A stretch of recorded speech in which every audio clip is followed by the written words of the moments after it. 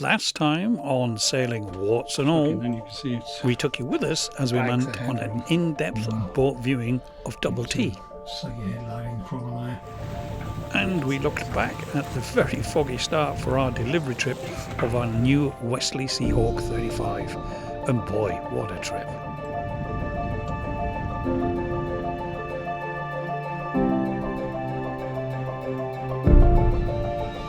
Coming up in episode 2, When we bought the bow thruster wasn't working. some lessons are learned when trusting the so-called professionals. I made the mistake of asking an engineer to actually have a look at that, and long story short, we never got the motor back.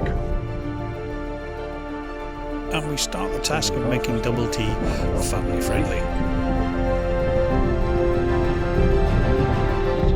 It's coming along great. And take you with us on our very first sail of the season.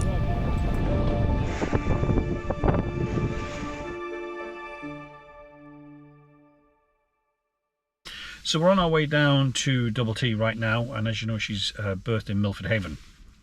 And the plan is we're trying to do a few things really, and one of them is the bow thruster. As you recall, when we bought the boat, the bow thruster wasn't working. The previous owner told us he never uses it.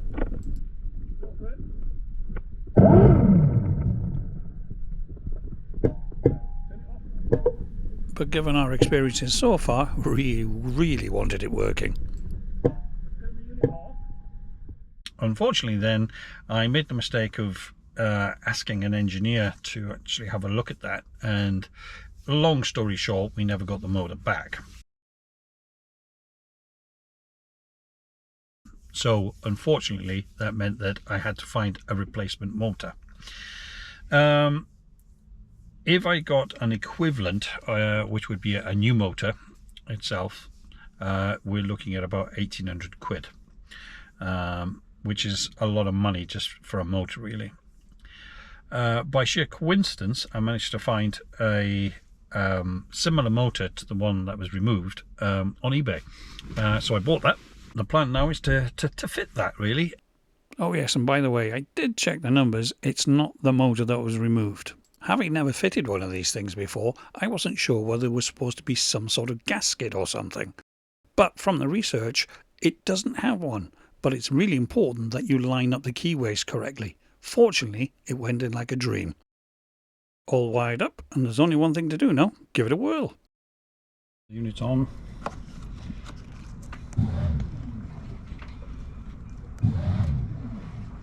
That one's working.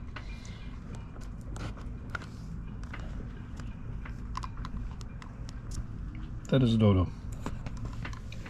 So, more research and a new plan. Effectively, this thing is a switch, and all it does is it turns it off or on at the press of a button, and when you take your finger off, it stops. Simple as that.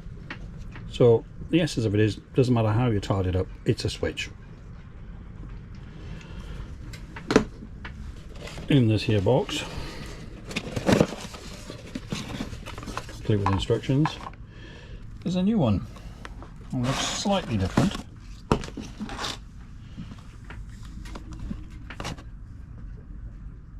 This little thing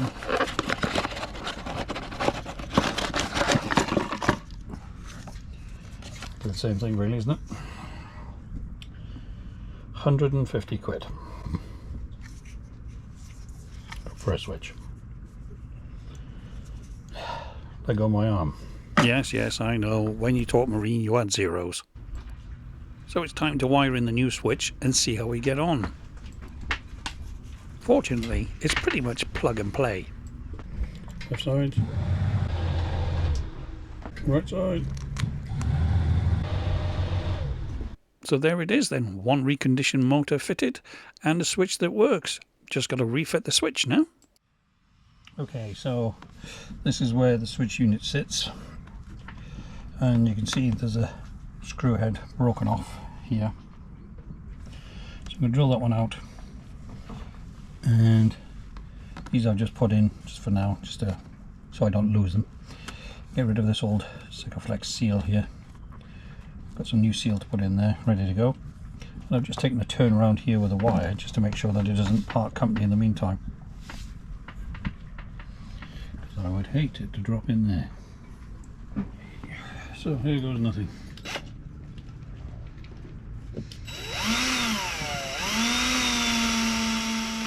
Okay, so hole is through. I've got to say it was actually a little tougher than expected. That was to put up quite a fight. So I'm going to clean up the edges. Give it a clean down with some thinners, and then we'll get some more Sikaflex on there.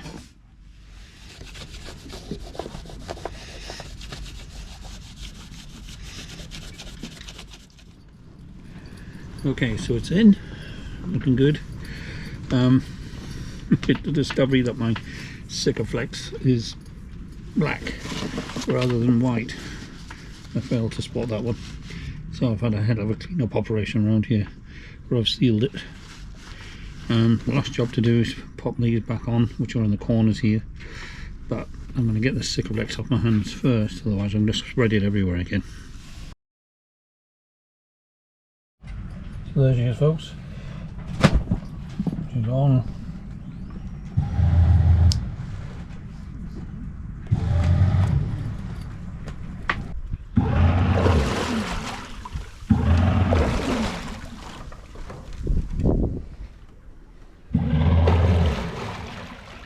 Success.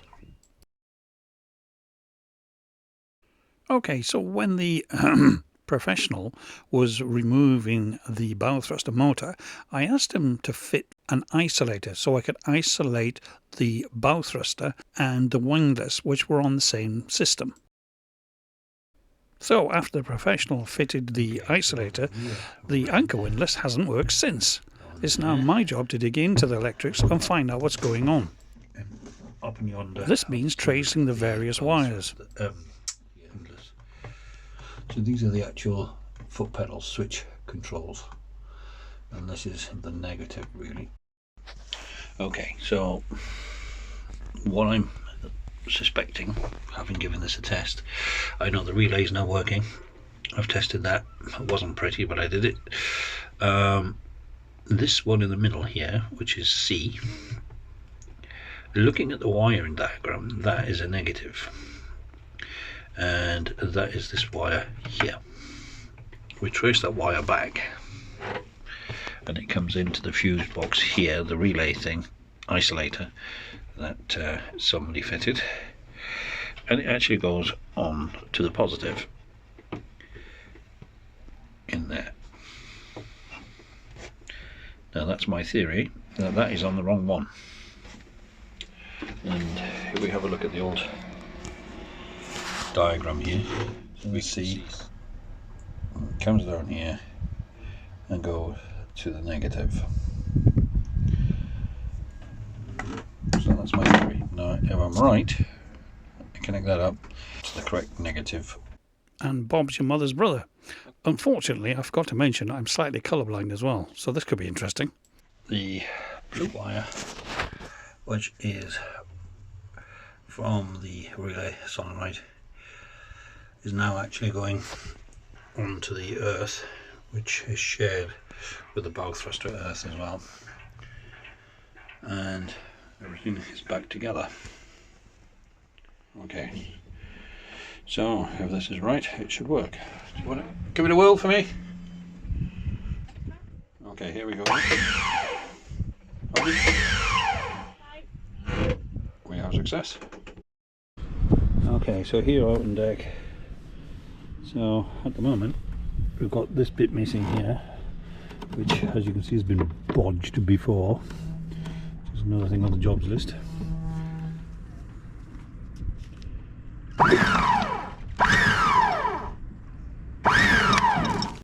Success again. My God, Jim, I'm beginning to think I can cure a rainy day. As if. Okay, so while I've been busy playing with the bow thruster, somebody else has been busy doing the netting. And it's coming along great. way.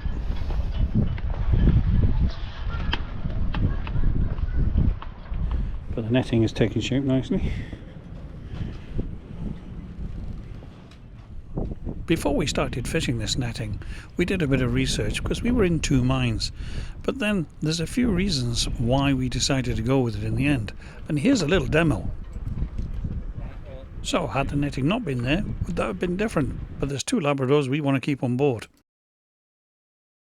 And speaking of which, it's time to suit and boot and ready to go sailing for our first time this season. Toby here and Willow here are seasoned sailors.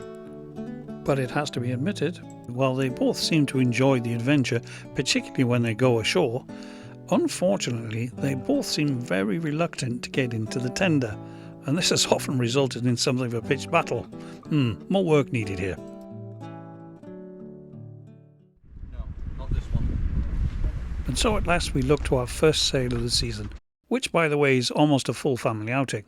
The plan is a simple one: head down the Cleddau and basically dip our toe out into open water and see how we get on.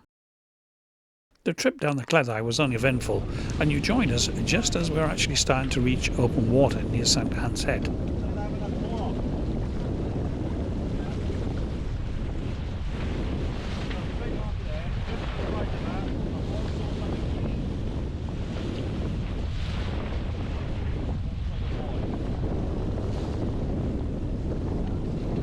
What looks like some sort of drilling platform ahead of us is actually a barge that's elevated from the water whilst they're working on the mid-channel marker.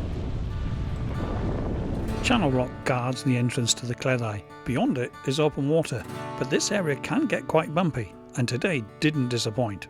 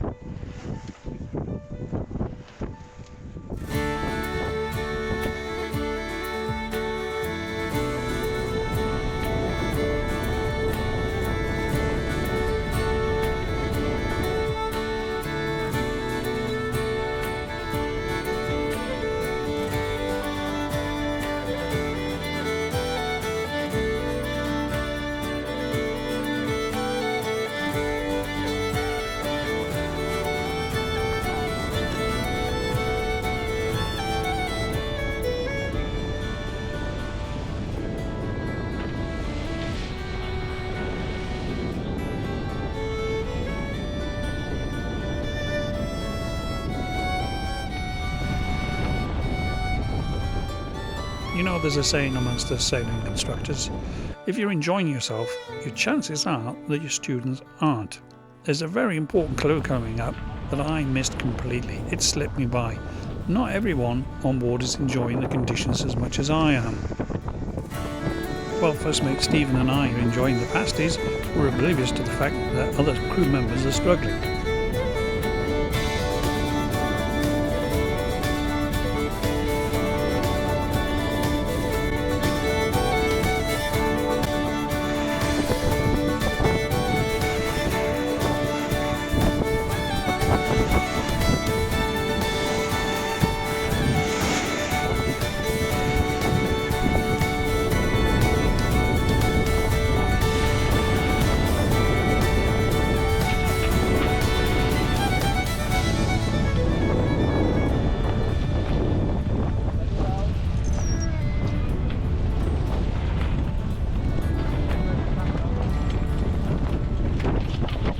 By the time I spotted the need of my crew members and turned for shore once more, it was already too late. I could only kick myself afterwards at failing to spot the important signs.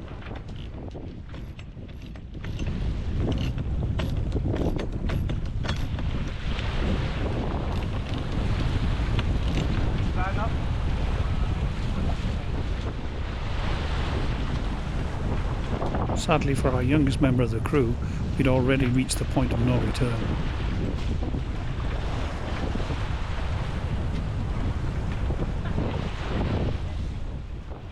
Also later I realised that perhaps I'm Captain Bligh, because instead of showing parental concern, I'm actually more concerned about getting him downwind of the rest of us.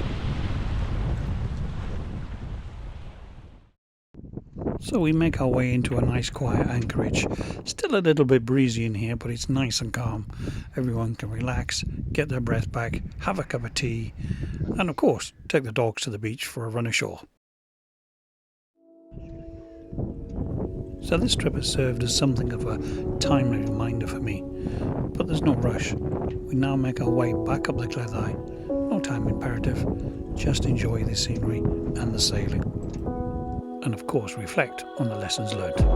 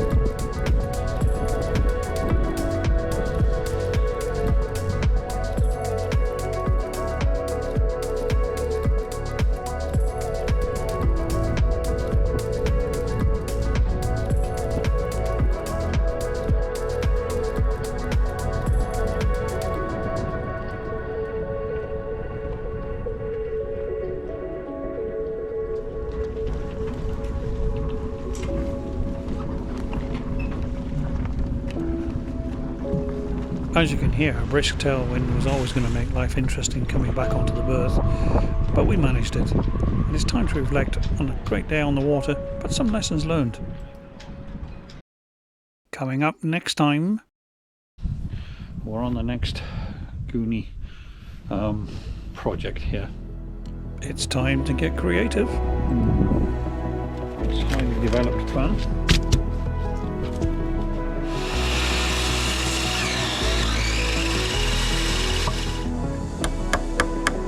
What can I be making?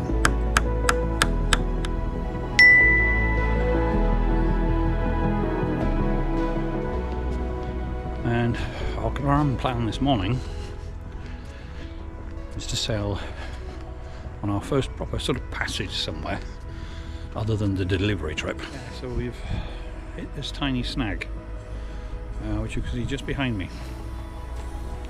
No, it's not a backdrop. It's fog. Pea soup.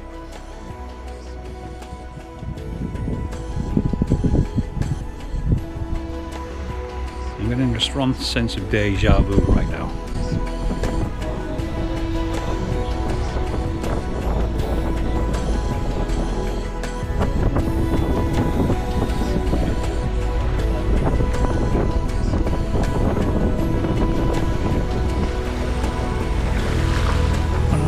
Has abandoned us, and this sea is horrible. It truly is sailing, warts and all. See you next time.